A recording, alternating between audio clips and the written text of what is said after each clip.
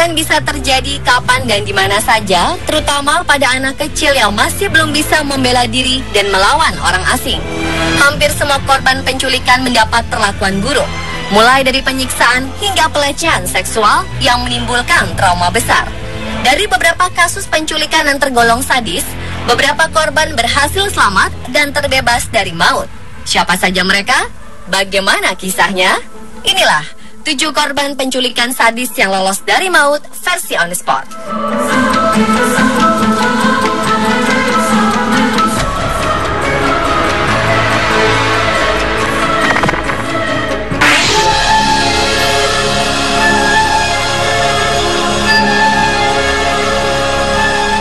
September 2006, Elizabeth Shove masih berumur 14 tahun pada saat penculikan terjadi.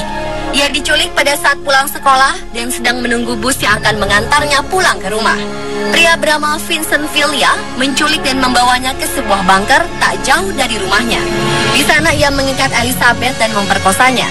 Villia mengatakan kepada gadis malang ini bahwa ia bisa mati kapan saja apabila mencoba kabur atau menolak keinginannya. Meski demikian, Elizabeth tetap mencari ide untuk kabur dari tempat tersebut. Elizabeth mengatakan kepada si pelaku bahwa ia menyukainya, dan Villia pun jatuh cinta kepada Elizabeth. Villia berpikir untuk tinggal selamanya dengannya. Karena percaya, di hari ke-10, Villia tidak segan meminjamkan ponselnya lantaran Elizabeth merasa bosan dan ingin bermain game. Elizabeth pun memanfaatkan kesempatan ini untuk menelpon ibunya dan memberitahu di mana ia berada. Alhasil, sang ibu melapor kepada polisi dan melacak dari mana sumber telepon itu berada. Akhirnya sang pelaku ditangkap. Vincent Villia pun dituntut atas kasus penculikan dan pemerkosaan anak di bawah umur dengan hukuman penjara selama 421 tahun pada 19 September 2007.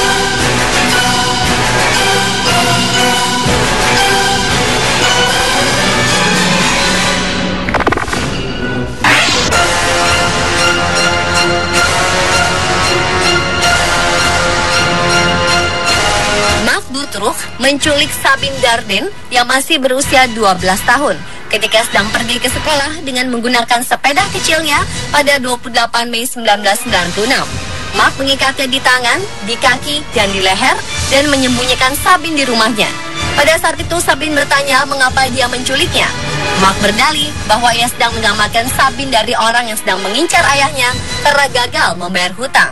Dan ternyata selama diculik, Sabine mengalami berbagai kekerasan, tindak pelecehan seksual, dan tidak diberi makan. Disekap berminggu-minggu, Sabine mulai mengeluh bosan. Tidak tahan akan celotehannya, Mark mencari gadis lain untuk disekapnya bersama Sabine. Kali ini ia mencoba menculik anak berumur 14 tahun bernama Laetitia Dele, namun gagal. Mark akhirnya ditangkap oleh pihak kepolisian pada 13 Agustus 1996. Setelah penculikan tersebut, Sabine Darden menjadi pemurung selama 8 tahun. Pada 2004, Sabine meluncurkan buku berjudul I Choose to Live. Pada 2006, Sabine melamar untuk menjadi anggota polisi di Brussels, Belgia.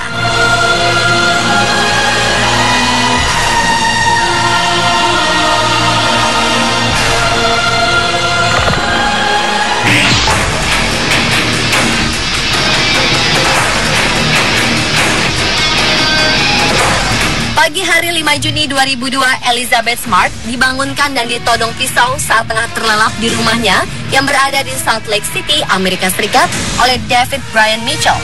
Brian masuk dengan menghancurkan pintu rumah Elizabeth. Di ruangan yang sama di mana Elizabeth diculik, karena ketakutan, adik Elizabeth, Mary Catherine, berpura-pura tidur ketika kakaknya masih berusia 14 tahun ini di dalam. Setelah Elizabeth dibawa lari oleh pelaku, barulah Mary mencari kedua orang tuanya dan memberitahukan mereka bahwa Elizabeth diculik. Masih tidak percaya, akhirnya Lois, ibu mereka, mendapati jendela di bawah tangga telah dirusak pisau. Mereka segera menghubungi pihak berwajib. Brian membawa Elizabeth ke perkemahan. Istri Brian, Wanda Barzee, menyuruh Elizabeth mandi dan mengganti piyama yang dikenakannya menjadi jubah yang dibuat dari tumbuhan. Selanjutnya diadakan sebuah ritual yang dilanjutkan dengan aksi pemerkosaan. Selama masa penculikan 9 bulan, Elizabeth mendapat kekerasan seksual beberapa kali dalam sehari.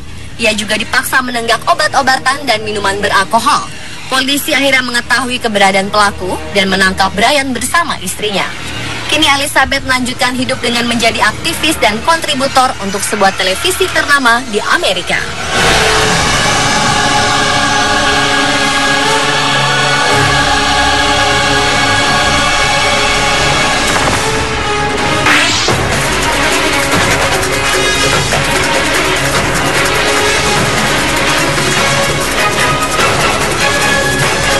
Hornbeck berumur 11 tahun saat ia diculik ketika sedang mengendarai sepeda menuju ke rumah temannya pada 6 Oktober 2002.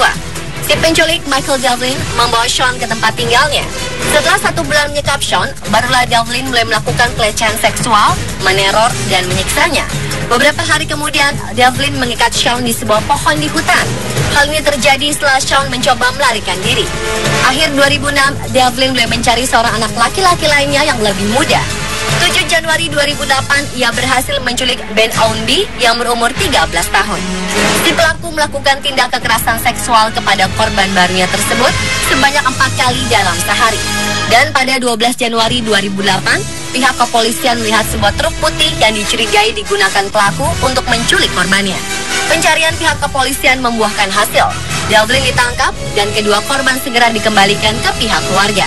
Devlin kemudian dihukum atas kasus penculikan, pemaksaan, penganiayaan, dan pemerkosaan di bawah umur. Ia diganjar dengan masa hukuman 170 tahun penjara. Pada 9 April 2011, sejumlah warga yang marah menikam Devlin. Ia masuk rumah sakit untuk mendapat perawatan dan dikembalikan ke penjara.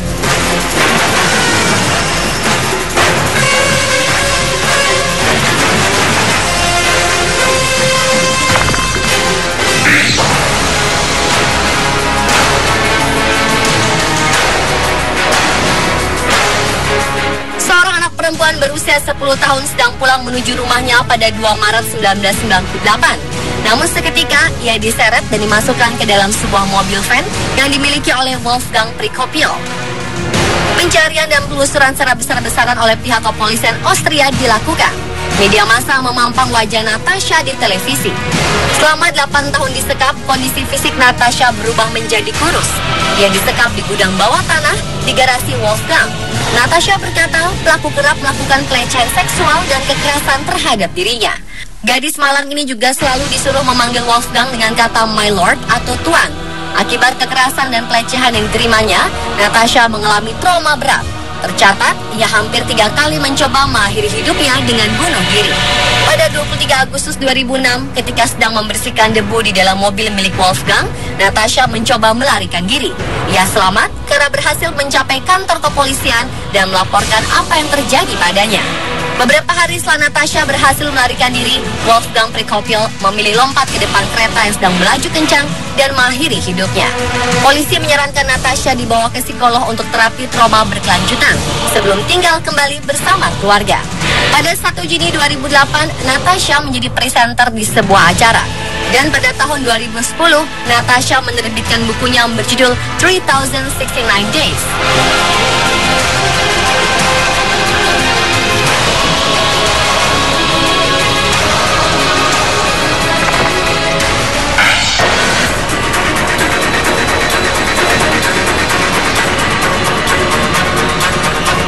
Seorang gadis kecil berusia 9 tahun diculik oleh orang yang tidak dia kenal pada saat sedang menonton pertandingan baseball pada tanggal 13 November 1990. Pihak kepolisian kemudian melakukan pencarian besar-besaran terhadap Fusako Sano, namun belum membuahkan hasil.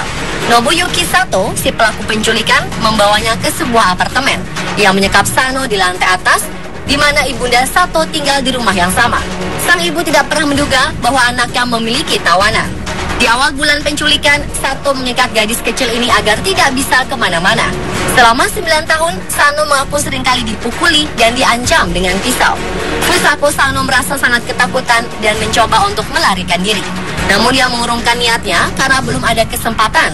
Hingga pada 28 Januari 2000, setelah mendapat informasi dari sang ibu yang akhirnya tahu perilaku anaknya, kepolisian mendatangi kediaman Sato dan mendapati bahwa Sato sedang bersama korbannya yang pada saat itu sudah berusia 19 tahun. Keduanya lalu dibawa ke rumah sakit. Sato diperiksa kejiwaannya, sedangkan Fusako Sano menderita kelelahan dan dehidrasi. Pada 10 Februari 2000, Nobuyuki Sato dijebloskan ke penjara dengan masa tahanan 14 tahun.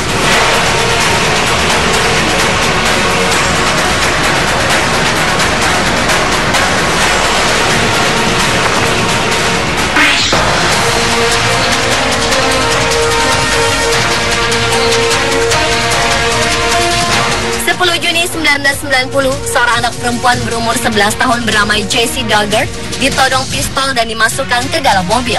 Pada saat kejadian berlangsung, ayah tiri dan teman-teman yang menyaksikan dan membuat laporan. Pencarian dilakukan besar-besaran di kawasan Salt Lake Tahoe, California. Namun tak membuahkan hasil. Si pelaku pasangan suami istri, Philip dan Nancy Garrido, membawa Jessie ke kediaman mereka. Jessie menghabiskan tahun pertama masa penculikannya di sebuah studio yang berada di halaman belakang kediaman pelaku. Dia disekap dan juga diikat. Beberapa tahun kemudian, barulah Jessie diperbolehkan bermain di pekarangan rumah di bawah pengawasan si penculik. 4 tahun setelah penculikan, pada 1994 hingga 1997, Philip Garrido memiliki 2 orang anak yang ia dapat dari Jessie. Philip kemudian mengganti nama Jessie dengan nama Alicia. 19 tahun kemudian, pada 25 Agustus 2009, Philip tiba di Universitas California bersama Alicia dan anak mereka di Berkeley untuk mengadakan acara kampus. Dan pada saat itu petugas kampus mencurigai bahwa Philip adalah pelaku penculikan anak perempuan pada 1990 karena masih ingat dengan sketsa wajah Jessie. Akhirnya Philip dan Nancy Garrido ditetapkan sebagai tersangka atas kasus penculikan, pemerkosaan, dan penyiksaan. Philip Garrido kemudian dijatuhi masa hukuman penjara selama 431 tahun, sedangkan Nancy Garrido dihukum masa tahanan selama 36 tahun. Jessie beserta anaknya kembali ke kediaman ibunya, Terry Proben. Pada Juli 2011, Jessie menerbitkan bukunya berjudul A Stolen Life yang menjadi bestseller.